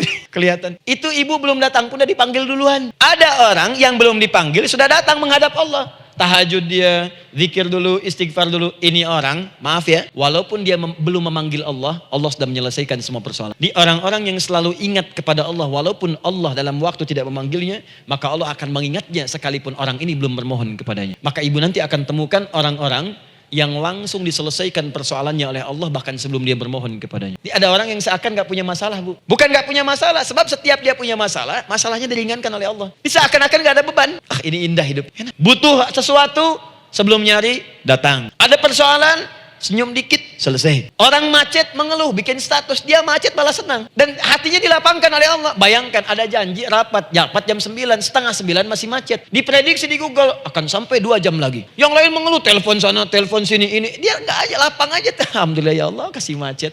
Murotal, saya mau dengerin surah Al-Baqarah. Buka, hafalin. Partnernya nelpon. Sampai di mana, akhi? Ini sampai di surah Al-Baqarah ayat 186. Tidak ada yang sia-sia dari Allah. Sabar ya di sana. Ya, atau kita bisa koneksikan dari sini. Apa yang bisa saya selesaikan sekarang di sini. Sehingga sampai sana kita tinggal kesimpulan saja. Tenang hatinya. Ada berasak, berusuk, gulisah gini. Telepon sana sini, klaksonin. Dasar lampu merah, lama, birunya sebentar. Padahal biru nggak ada, yang ada hijau kan. Jadi kalau sudah begitu enak, Bu. Yang perempuan ada di Quran Maryam. Maryam kan perempuan. Dan Maryam itu bukan nabi, bukan rasul. Ingin memberikan pesan kepada ibu, perempuan dimanapun. Tidak harus jadi nabi supaya doa cepat dikabulkan. Tidak harus menjadi rasul. Ini Maryam bukan nabi, bukan rasul. Tapi dia ini luar biasa. Sebelum dipanggil udah datang. Zikirnya tak terlukiskan. Mohon kepada Allahnya luar biasa. Menjaga diri dari hal yang dilarang oleh Allah. Apa hasilnya? Sebelum diberikan bahkan oleh pamannya sudah ada kebutuhan. Quran surah ketiga ayat 37. Kullama dakhala 'alaiha Zakaria al-mihraba wajada 'indaha rizqa. Setiap pamannya mau memberikan kebutuhan Maryam sudah ada di dalam. Sudah ada. Itu luar biasa. Mau makan, makanan ada. Mau anggur, anggur ada. Ya, wah, itu luar biasa, Bu. Jadi bermohon bahkan sebelum waktunya. Sentuhlah ia tepat di hatimu, maka ia akan jadi milikmu untuk selamanya. Wah, itu doa tuh. Aduh, mana-mana. Paham? Tuh. Jadi kalau yang standar-standar saja itu biasa. Maka datang sebelum waktunya. Datang. Atau datang pas dipanggil, standar. Di kalau 4.35 adzan, Allahu Akbar, Allahu Akbar. Ibu bangun, siap sholat, siap sholat. Itu standar. Yang dulu bahagia. Naikin lagi levelnya. Yang celaka itu ya ini nih. Dipanggil 4.35, baru bangun 5.34. Sholat subuh belum, nuntutnya udah banyak. Ya Allah, kurang apa lagi aku bermohon kepadamu. Sudah aku meminta sekarang, sholat subuh aja belum. Jadi mana keadilannya? Jadi yang pertama, respon seruan Allah. Disitulah Allah pun akan cepat merespon apa yang kita kemudian butuhkan. Jadi yang pertama lewat sholat ya Bu ya. Ingat sholat. Dan sholat itu tadi dari 4 posisi saya ajarkan yang pertama saja satu. Supaya nggak terlampau panjang ya. Berdiri Bu. Saya ajarkan satu. Setiap ibu dalam keadaan berdiri dan membaca Al-Fatihah. Pada kalimat Iyyaka na'budu wa iyyaka nasta'in. Ingat pada kalimat Iyyaka na'budu wa iyyaka nasta'in. Maka sertakanlah di hati kita. Apa persoalan yang dirasakan untuk bermohon kepada Allah. Saya ajarkan cepat. Kalau ibu mau belajar lebih detail, ikuti kajian kami di fikih solat. Sifat solat Nabi SAW.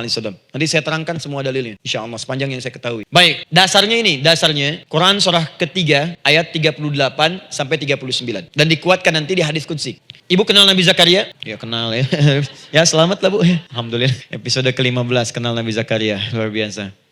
Alhamdulillah. Nabi Zakaria punya persoalan, sudah berumah tangga, belum ada keturunan, fisiknya sudah letih, rambutnya sudah memutih, dan mohon maaf istrinya divonis monopos dan mandul. Secara medis klinis. Apa yang beliau kerjakan? Sholat. Dalam sholatnya bermohon kepada Allah. Perhatikan permohonannya. Qala rabbi habli min ladunka dzurriyyatan thayyibah. Ya hunalika da'a Zakaria rabbah. Qala rabbi habli min ladunka dzurriyyatan thayyibah. Innaka sami'ud du'a. Ya Allah, aku bermohon kepadamu.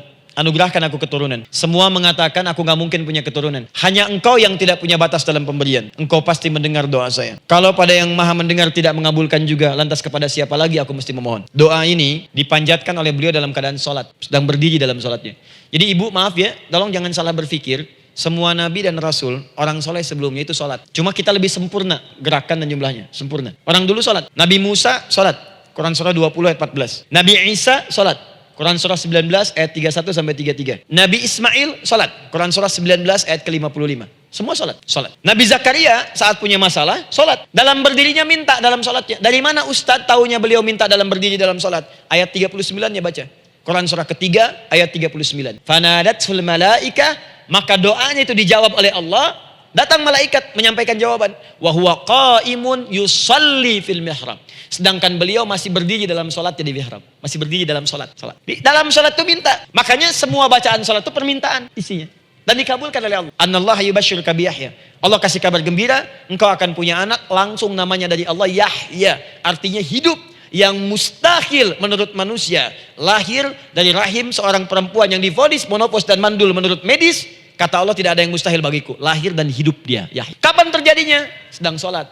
Kapan saat sholatnya? Berdiri. Nah yang paling menarik Bu, umatnya Nabi Muhammad SAW ditunggu oleh Allah 5 kali dalam sehari. Dan dimintakan sebelum sholat untuk menyiapkan permohonannya. Maka turunlah Quran surah kedua ayat ke-45. Ibu lihat ayatnya. Wasta'inu bis-sabri was-salah. Bahkan ditegaskan lagi di Quran surah kedua ayat 153. Paling kanan sebelah bawah. Ya ayyuhalladzina amanu ista'inu bis-sabri was-salah. Yang pertama enggak pakai panggilan iman. Wasta'inu, kata Allah, "Hei, kalau kamu punya masalah, jangan mengeluh, jangan berkeluh kesah, jangan terlampau banyak gelisah. Cepat siapkan dirimu untuk menunaikan sholat. Siapkan permohonanmu, minta kepada aku lewat sholat." Kalau belum yakin, disebutkan imannya. Ya ayyuhalladzina amanu. Hei orang-orang yang masih merasa punya iman. Katanya punya iman. Jadi kalau ibu gak mau minta lewat sholat, dipertanyakan imannya. Kamu punya iman gak? Kata Allah. Yakin gak dengan saya? Kalau punya masalah jangan mengeluh. Datang pada saya minta. Lewat sholat, saya panggil sholat minta. Kalau masih merasa punya iman. Tuh, iman kita itu dipertaruhkan di situ. Nah sekarang,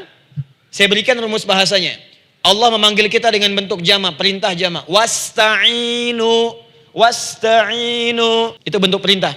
Wasta'inu, bentuk perintah. Wasta'inu. Dan jika kalian, perhatikan cara menerjemahkannya. Dan jika kalian punya persoalan dalam hidup, punya kebutuhan, maka bergegaslah siapkan dirimu untuk minta kepadaku solusi. Wasta'inu, dan mintalah oleh kalian pertolongan, solusi. Bisabri wassalah. Pertama, sabar dulu. Sebelum sholat, sabar dulu dengan itu. Tahan dulu, terima dulu. Jangan mengeluh, terima dulu. Nanti dalam sholat minta solusi. Itu maksudnya. Punya masalah sekarang jam 9 lewat. Sabar, tahan dulu. Koreksi diri, istighfar. Nanti zuhur minta. Atau duha sekarang sholat. Datang ke masjid, sholat duha minta.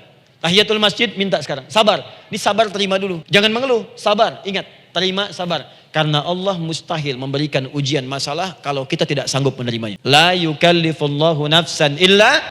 Saya sering katakan Bu ya, maaf kalau kalimat ini mungkin kurang berkenan. Tapi kalimat ini nyata. Kalau ibu sekarang punya masalah seberat apapun, itu artinya hanya ibu yang sanggup untuk menerimanya. Saya tidak. Betul. Karena itu persoalan itu dititipkan kepada ibu, bukan kepada seorang bernama Adi Hidayat. Ibu yang dipercaya. Ya, ibu dipercaya oleh Allah. Kenapa ibu tidak yakin dengan itu? Karena cuma ibu yang bisa mengatasi. Ibu yang mampu, saya tidak. Karena itu dititipkan pada ibu. Kaidahnya la yukallifullahu nafsan illa wus'aha. Allah nggak akan berikan beban ujian masalah kalau dia nggak mampu.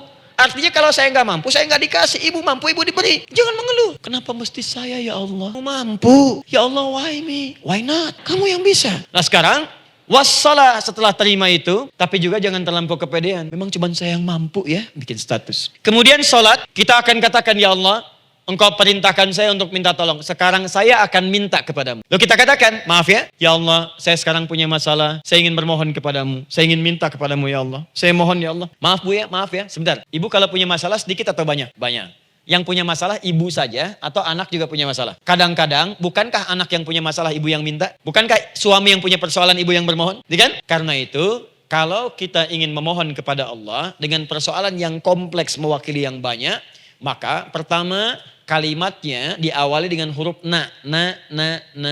Berarti kami, kita, semua. Jelas ya? Nah, ibu ingin robah kalimatnya minta tolong. Kata Allah, minta kepadaku pertolongan. Wasta'inu. Ibu ingin robah menjadi bentuk permintaan. Rubah kalimatnya menjadi nasta'in. Nasta'in. Wasta'inu. Nasta'in. Minta kepada siapa tadi? Allah. Boleh minta kepada selain Allah? Tidak. Hanya kepada Allah saja? Hanya kepada Allah saja. Hanya kepadamu ya Allah. Tidak kepada yang lain. Maka kalimatnya menjadi iyyaka. Hanya kepadamu saja ya Allah. Engkau berjanji kalau ada masalah minta aku berikan. Sekarang hanya kepadamu saja ya Allah aku bermohon. Maka kalimatnya namanya iyyaka nasta'in. Sekarang saya tanya kepada ibu. Apakah dalam sholat ibu membaca kalimat iyyaka nasta'in? Tuh. Saya mau tanya, ibu bacanya saat ruku atau saat sujud? Berdiri. Gak ada orang ruku baca kalimat Allahu Akbar, iyyaka na'budu wa iyyaka nasta'in. Berdiri. Iyyaka na'budu wa iyyaka. Nah, sekarang saya bacakan hadis qudsinya tersambung dari Nabi sallallahu alaihi wasallam. Qala Rasulullah sallallahu alaihi wasallam, qala Allah azza wa jalla. Allah langsung yang berfirman lewat hadis qudsi. Perhatikan bahasanya. Qasamtu shalah baini wa baina abdi. Saya bagi dalam salat itu dua bagian. Antara hak aku dan hak hamba. Wali abdi ma sa'ala. Dan jika benar hambaku menunaikan kewajibannya dengan baik. Menjaga hak-hak aku. Maka pada saat itu apapun yang dia minta dalam salat aku akan berikan. Apapun. Kapan itu terjadi? Perhatikan kalimatnya. Idza qala al-abdu. Kalau hamba mulai membaca dalam salatnya. Alhamdulillahi Rabbil Alamin. Alhamdulillahi Rabbil Alamin. Qala Allah Azza wa Jalla, seketika Allah menjawab. Hamadani abdi, hambaku sedang memujiku. Ibu ingat baik-baik Bu ya. Ingat baik-baik. Setiap ibu baca Al-Fatihah dalam salat itu Allah memperhatikan. Dan menjawab bacaan ibu. Tadi, masih ingat ketika saya katakan, wa idza sa'alaka ibadi anni fa inni qarib. Allah itu dekat. Wa idza qala al-abdu ar-Rahmanir Rahim. Kalau hamba melanjutkan ar-Rahmanir Rahim. Qala Allah Azza wa Jalla, Allah langsung menjawab, athna alayya abdi, hambaku sedang menyanjungku. Wa idza qala la abdu maliki yaumiddin, ketika hamba berkata maliki yaumiddin, qala Allah Azza wa Jalla, Allah menjawab majjadani abdi, hambaku sedang mengagungkan. Sekarang perhatikan kalimat. Wa idza qala al abdu, jika seorang hamba berkata iyyaka na'budu wa iyyaka nasta'in, ya Allah, sekarang hamba sholat ibadah atas perintah. Dan hamba minta ya Allah, hamba punya masalah, hamba punya persoalan, dan kau janjikan minta dalam sholat. Qala Allah Azza wa Jalla, Allah jawab, hadza baini wa baina abdi, inilah perjanjian aku dengan hamba. Wali abdi, kalau hambaku benar sholatnya sampai bacaan ini, masalah apapun yang dia minta sekarang aku akan kabulkan. Dalam berdiri. Cuman sayang, kadang-kadang dalam keadaan ini banyak yang tidak minta. Maka caranya saya sampaikan yang pertama, kalau ibu sudah sampai ke bacaan ini, Iyyaka na'budu wa iyyaka nasta'in. Sertakanlah dalam hati ibu. Gak usah dilafadzkan. Sertakan, ibu punya masalah apa. Atau secara umum minta solusi. Minta. Nabi itu kalau sholat, Nabi SAW kalau sholat, itu kalau baca ayat-ayat Quran, itu sering kali berhenti bu. Sering berhenti. Kalau dalam ayat doa, beliau berhenti, mohonkan dengan baik. Kalau ayat-ayat surga, minta supaya umatnya ke surga. Ayat-ayat neraka, mohon supaya umatnya dibebaskan dari neraka. Minta. Kesaksiannya banyak. Hudzaifah al-Yamani pernah salat di belakang Nabi, begitu. Abdullah bin Mas'ud radhiyallahu taala anhu salat di belakang Nabi, begitu. Ubay bin Ka'ab radhiyallahu taala anhu salat di belakang Nabi, begitu. Di kesaksian mereka sama semua. Makanya sering kali itu nggak sadar, enak salat dengan Nabi itu. Nyaman. Kalau baca ayat surga seakan-akan pengen cepat ke surga. Kalau baca ayat doa berdoa, jadi nggak sadar. Rakaat pertama 100 ayat aja Al-Baqarah. Ya, kadang-kadang lewat ke Ali Imran. Pernah rekornya 5 juz 4 halaman. An-Nisa ayat 176 baru berhenti. Ya, walaupun besoknya nggak pada ikutan lagi. Ya, karena merasa ini kapan rukunya gitu. Sekarang atau nanti, sekarang atau nanti. Tapi enak. Nah, saya ajarkan satu hal. Kalau kita sampai pada bacaan Al-Fatihah tadi, jeda sejenak bu, rasakan itu, minta. Setelah itu Allah ajarkan satu lafaz. Kalau lafaz ini benar dibacakan oleh ibu, benar dibacakan, maka seketika doa akan dijawab, langsung dikabul. Apa bacaan itu? Nanti dalam pelajaran selanjutnya kita akan bahas ya, insya Allah. Masih ada waktu?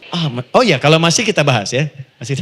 Ada sesi mau jawab pertanyaan dulu, diskusi dulu, atau saya teruskan sebentar? Teruskan ya. Baik, kalau kita sampai jam 10, saya jeda sampai ke 9.45. Jadi 15 menitnya kita bisa diskusi ya. Baik. Apa lafaz yang kita bisa mohonkan? Teruskan ayatnya. Ihdinas siratal mustaqim. Ihdinas siratal mustaqim. Ihdinas siratal mustaqim. Ini Bu, nanti Ibu lihat dalam kajian tafsir yang kami sampaikan, juga dalam kajian fikih salat saya bahas dengan detail. Di sini singkat saja, singkat padat. Ihdina itu, ya Allah berikan kami hidayah, berikan kami jalan, berikan kami petunjuk, tunjukkan kami jalan yang lurus. Kalimat ihdina asalnya dari kata hidayah. Hidayah, jamaknya hudan. Ihdina, berikan kami hidayah, berikan kami hudan.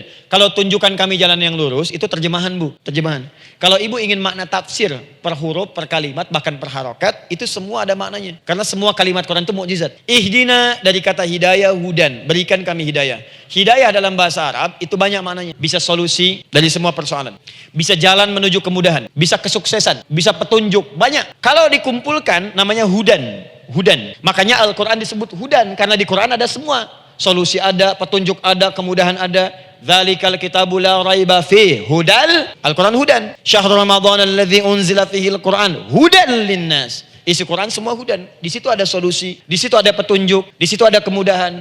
Kalau kita ingin minta semua itu, kalimatnya dikatakan fi'il amr lit talab, permohonan dalam bentuk kalimat permintaan. Ihdina, berikan kepada kami hudan. Kalau sudah mengatakan ihdina artinya minta solusi, minta kemudahan, minta petunjuk. Jadi ketika ibu mengucapkan kalimat ihdinas siratal mustaqim, itu artinya ya Allah berikan kepada kami solusi dari masalah yang sedang saya hadapi. Berikan petunjuk dari persoalan yang sedang saya jalani. Berikan kemudahan ya Allah dari kesulitan yang tengah saya hadapi. As-siratal mustaqim, yang lurus, yang gampang. Karena jalan yang gampang itu lurus, gak berkelok Bu. Langsung ke tujuan. Saya mau ke sini jalannya belok-belok, gak langsung kan gak enak. Ibu mau ke satu undangan jalannya belok sini, belok sini, belok sini, belok sini. Kelokan 9, kelokan 7, kelokan 8. Ya, kan rasanya berliku. Ibu ingin mendapatkan solusi tapi dilempar-lempar ke sini dulu berkelok, sini dulu, sini dulu, sini dulu. Kenapa nggak ibu lurus dapatkan langsung? Dalam bahasa Arab, apalagi kalimat yang fasih, mendapatkan sesuatu dengan gampang, dengan mudah, as-siratal mustaqim, lurus ke tujuan, cepat, mudah. Apalagi ke surga nanti, tunjukkan kami jalan yang lurus, yang benar,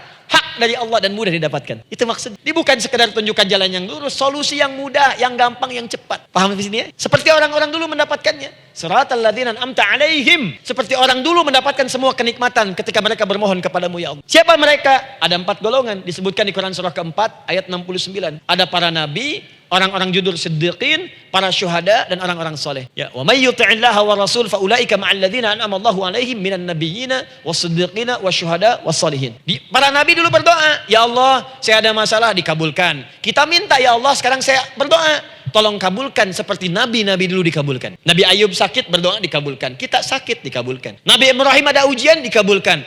Nabi Ibrahim punya ujian dengan anak. Kita ada ujian dengan anak, minta dikabulkan. Anak-anak berselisih, ada yang dendam, yang iri. Seperti anaknya Nabi Yakub. Nabi Yakub berdoa dikabulkan, kita minta dikabulkan. Ada syuhada, berdoa dikabulkan, kita minta dikabulkan. Orang soleh berdoa, minta dikabulkan, kita minta dikabulkan. Ya Allah, seperti engkau kabulkan doa orang-orang dulu yang melahirkan nikmat, mohon kabulkan kami yang minta sekarang dan mendapatkan kenikmatan itu. Itu maksudnya. Ya, siratal ladzina an'amta 'alaihim. Siapa an'amta 'alaihim di sini? Ulaika alladzina an'amallahu alaihim. Sama persis kalimat. Minan nabiyyina was-siddiqina wasyuhada'i was-shalihin. Jadi jangan diartikan sebatas terjemahan. Walaupun di musim haji sekarang itu bisa dipakai. Saya tugas 2010 di Mekah. Ada jemaah kesasar, lupa maktab. Kemudian ingin balik, nggak tahu jalan. Dia ketemu askar. Askar nggak bisa bahasa Indonesia, dia nggak bisa bahasa Arab. Tapi dia hafal Al-Fatihah. Datang kepada askar, dia tunjukkan gelangnya. Pak, ihdinas siratal mustaqim. Tunjukkan saya jalan yang lurus. Ikutin gelang. Askar gak bisa bahasa Indonesia. Dikasih bahasa Arab gak paham-paham. Tapi askar ini pun cerdas. Dia tunjuk, dia lihat gelangnya. Oh, maktab sana. Siratal ladzina an'amta alaihim ghairil maghdubi alaihim waladdallin. Lurus, jangan belok-belok. Kalau belok nanti engkau tersesat atau dicaci maki orang. Maghdub ya dicela orang. Dolin tersesat, kan? Jangan dicela, jangan sesat, lurus. Tapi kalau dalam berdoa dalam sholat minta di hati hadirkan. Jelas ya? Itu posisi pertama. Jadi pertama minta lewat sholat. Yang kedua cepat rajin istighfar, Bu. Saya cepat ya, rajin istighfar. Saya ada 7 menit lagi. Ibu rajin istighfar. Astaghfirullah, astaghfirullah, astaghfirullah. Itu yang paling singkat. Astaghfirullahaladzim, astaghfirullahaladzim, astaghfirullah. Itu yang menengah. Astaghfirullahaladzim, alladzi la ilaha illa huwal hayyul qayyum wa natubu ilaihi. Astaghfirullahaladzim, alladzi la ilaha illa huwal hayyul qayyum wa natubu ilaihi. Astaghfirullahaladzim, alladzi la ilaha illa huwal hayyul qayyum wa natubu ilaihi. Itu yang cukup panjang. Ibu rajin istighfar. Orang yang rajin istighfar itu diantara yang disebutkan dalam riwayat-riwayat adalah orang-orang yang cepat dijawab doanya. Hanya dengan istighfar. Jadi dia tuh punya keinginan, dia nggak katakan. Jadi keinginan di benaknya dia, terus dia istighfar. Astagfirullah, astagfirullah, astagfirullah. Itu kalau benar rajin istighfar, seketika dikabulkan. Cepat. Ada seorang yang hidup, ini tukang roti. Di zaman Imam Ahmad bin Hanbal. Saya pernah kisahkan ini di beberapa keadaan. Orang ini itu ahli istighfar. Jadi maaf ya Bu ya, bukan istighfarnya pas ada keperluan aja, bukan. Ada ta'lim ustaz tadi, sab pertama astagfirullah, astagfirullah, astagfirullah, bukan. Besok ada arisan, astagfirullah, astagfirullah, bukan. Jadi bukan ada keperluan istighfar, bukan. Orang ini membiasa istighfar. Jadi setiap mengerjakan apapun dia istighfar. Mau minum, bismillah, astagfirullah. Dia setiap buka adonan, astagfirullah, astagfirullah.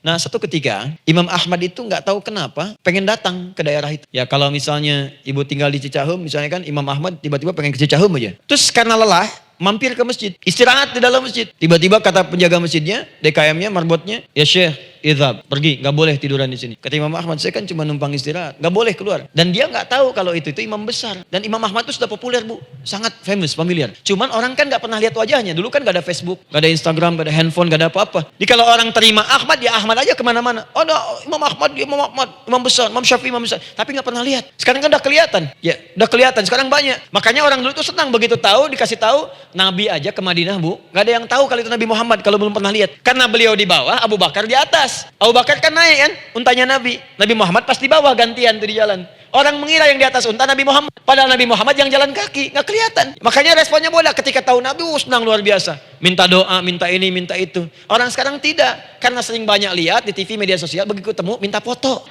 Ilain kisahnya, nggak tahu dia, pergi keluar. Kata Imam Ahmad, ya sudah keluar beliau, nggak mau ribut, istirahat di luar, di pelataran. Di sini juga nggak boleh. Lihat kalimatnya, barwah, keluar, pergi. Barwah itu kasar Bu. Begitu kemudian didebat lagi, saya cuma di luar. Rawah. Rawah itu dari kata roh Bu, itu paling kasar. Artinya keluar dengan rohnya sekalian.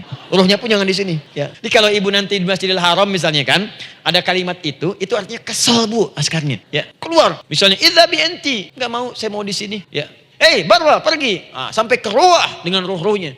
Itu artinya ibu disuruh pergi. Ya, bukan jangan mengelak lagi. Rawah. Saya bukan rawah, saya rohayati. Suruh pergi. Imam Ahmad pergi tuh akhirnya. Pergi, di jalan kelihatan lah tukang roti tadi. Begitu kelihatan capek lah dipanggil, Syekh, kayaknya lelah istirahat di sini. Dan tukang roti pun nggak tahu kalau itu Imam Ahmad. Begitu istirahat, duduk, kelihatan lah Imam Ahmad setiap buka adonan, astagfirullah. Bikin lagi, astagfirullah.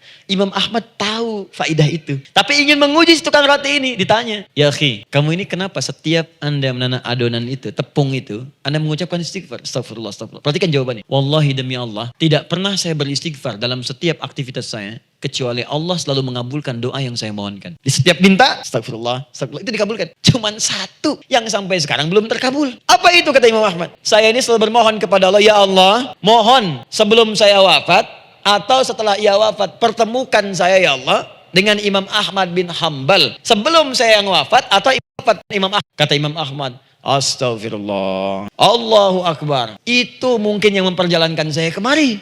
Tiba-tiba pengen ke sini, sampai diusir keluar dari rumah Allah dari masjid, sampai di sini karena istighfar Anda. Sayalah Imam Ahmad bin Hanbal. Astagfirullah, astagfirullah, astagfirullah. Imam Ahmad ke situ. Dan tolong jangan lakukan pada saya. Salah di hidayat ya Allah. Astagfirullah, astagfirullah. Saya jawab lagi dari sana. La haula wala quwata illa billah.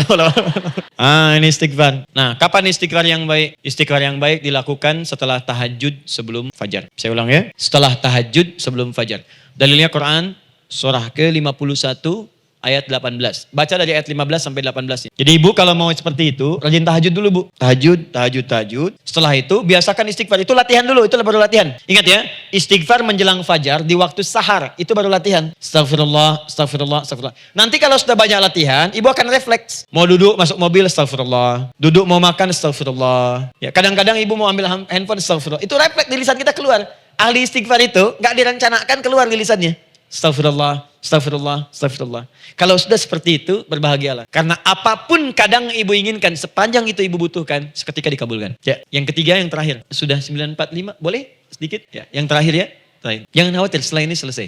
Jangan khawatir. Yang ketiga, ini amalan yang paling dahsyat. Jadi yang pertama, minta, dikabulkan. Yang kedua, baru istighfar, dikabulkan. Yang ketiga, nggak ngapa-ngapain dijawab. Artinya baru terbersit, ada keinginan, jawab seketika. Amalan yang ketiga ini adalah amalan yang dikerjakan karena cinta kepada Allah Subhanahu wa taala. Mahabbatillah, kecintaan kepada Allah. Amalan yang dikerjakan karena cinta kepada Allah Subhanahu wa taala. Amalannya mencintai Allah. Beda bu, salat dengan cinta dibandingkan dengan salat karena memenuhi kebutuhan atau kewajiban saja. Itu akan lain. Ibu kalau benar-benar mencintai Allah, maka dalam sholat pun persiapannya akan beda. Saya beri contoh gini ya. Dari pakaian akan lain kata Al-Quran. Quran surah 7 ayat 31. Ya bani Adam khudhu zinatakum 'inda kulli masjid. Hai anak cucu Adam, kalau ada panggilan dari masjid, kenakan pakaian terindahmu. Di orang-orang yang mencintai Allah saat akan sholat, dia akan perhatikan dari pakaiannya. Jauhkan dari yang haram. Terus cari yang paling baik yang dia kenakan. Gak akan sembarangan. Kalau ibu pakai mukena juga cari mukena yang paling indah. Bukan karena pengen dilihat orang. Karena ingin Allah menyaksikan sholat ibu dalam keadaan yang sempurna. Wudu tuh hati-hati gitu. Quran surah ke-5 ayat ke-6. Ya ayyuhalladzina amanu idza qumtum ila shalah faghsilu wujuhakum wa aydiyakum ilal marafiq wamsahu bi ru'usikum wa arjulakum ilal ka'bain. Jadi kalau ada orang beriman mencintai Allah, mau sholat dia mau wudu, wudunya nggak akan sembarangan bu. Cuman basuh. Ya, bagian kepala juga harusnya kepala, dia rambut. Takut selesai. Sampai ke kaki cuma disodorkan di keran, beres. Itu sih. Anak kecil juga bisa. Orang ini lain. Dia akan pelan-pelan dilihat secara sempurna. Hati-hati. Kerjakan karena Allah, karena ingin baik. Kalau orang sholat hanya kebutuhan saja, maka yang penting dia takbir sampai salam selesai. Tapi ini tidak. Dia akan pelajari bagaimana Nabi mengajarkan sholat yang benar. Bagaimana bacaan saya benar. Dia belajar ngaji supaya benar bacaan Fatihahnya. Dia belajar dengan baik supaya khusyuk di dalam sholatnya. Dia pahami satu-satu. Apa artinya Allahu Akbar? Apa artinya Subhana Rabbiyal Azim? Apa artinya Subhana Rabbiyal A'la? Apa artinya Sami Allahu liman hamidah? Dipahami. Di begitu dia sholat baru takbir sudah paham misi. Jika ada orang seperti ini, dia mengerjakan apa yang Allah perintahkan karena cinta dengan Allah. Dia berzakat karena ingin mencintai Allah. Dia berinfak karena cinta dengan Allah, bukan karena uangnya. Pokoknya kalau orang cinta itu bu, setiap pecinta dia akan memberikan apapun pada yang dicintai. Walaupun tadi minta. Dan pecinta itu sifatnya, kalau yang dicintainya senang sesuatu, akan otomatis ikut senang. Ibu misalnya senang ya dengan pasangan sebelum menikah. Pasangan senang kucing, ibu akan terpaksa senang kucing. Ibu cinta dengan anak, semua akan diikuti apa yang diinginkan. Seperti itu, cinta itu butuh pembuktian. Karena itu sering saya katakan pada akhwat ya yang belum menikah, yang masih muda-muda belum menikah, cinta itu butuh pembuktian. Jadi jangan percaya kalau ada orang yang bicara di lisannya gak ada buktinya. Aku akan seperti Dilan, membawamu dalam motorku. Katakan padanya, aku tak butuh dengan rayuan kata-katamu. Itu hanya angin surga. Yang kubutuhkan, tuliskan namaku di buku nikah kita. Wah, catat. Itu caranya. Main ke Taman Dilan, cuman boncengan. Seakan dunia milik berdua, yang lain gak ada. Gombal. Dah ya? Jelas? Jadi amalan yang ketiga ini kerjakan karena Allah. Saya mau contohkan satu. Ibu pernah dengar Imam Malik bin Anas? Pernah ya? Gurunya Al-Imam Asy-Syafi'i, Imam Malik bin Anas, lahir di kisaran tahun 94-95 Hijrah. Siap Kang Dan? Wah, ini terakhir nih, saya tutup nih. Benar-benar terakhir. Betul-betul. 10 menit lagi kalau ada nanti tanya jawab, sedikit. Imam Malik ini bu, itu Masya Allah. Saking cinta pada Allah dan Rasul, itu tidak pernah, jangankan sholat. Dalam beliau memberikan fatwa pun akan mencari pakaian yang paling bagus. Paling indah. Dan beliau menjaga adab dalam menyampaikan kalimat Nabi pun, itu luar biasa.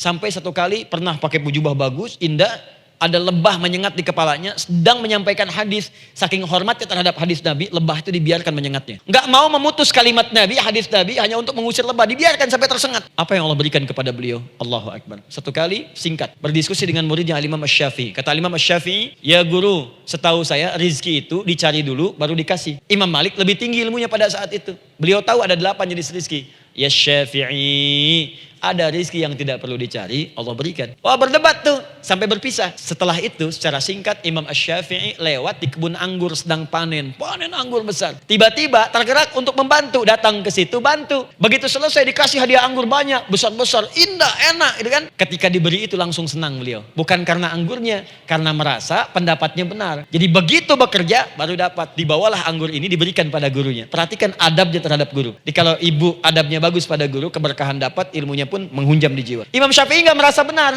tapi memberikan sebuah jawaban dengan adab.